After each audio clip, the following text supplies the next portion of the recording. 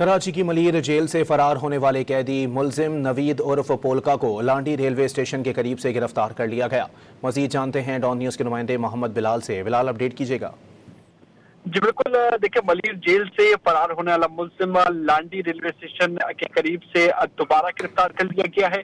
S S P Malir Abdul Khaliq Sheikh کی جانب سے یہ بتایا گیا ہے کہ گرفتار ملزم نوید عرف پولکا ملیر جیل سے فرار ہوا تھا۔ گرفتار ملزم کو سینٹرل انویسٹیگیشن پولیس نے جوہر آباد سے گرفتار کر کے جو ہے جیل منتقل کیا تھا، لیکن ملزم جو ہے وہ جیل سے فرار ہونے میں کامیاب ہو گیا تھا، جس کے بعد مختلف ٹیمیں تشکیل دی گئی تھی اور کوشش کی جا رہی تھی کہ ملزم کو جلد از جلد گرفتار کیا جائے، لیکن آج یہ کامیابی پولیس کو ملی ہے اور نوید عرف پولکا کو گرفتار کر لیا گیا۔ پولیس حکام کی جانب سے یہ کہا گیا ہے کہ اس حوالے سے بھی ایک مقدمہ درج ہے جس پر مزید تفتیش کی جائے گی۔ جی بہت شکریہ بلال۔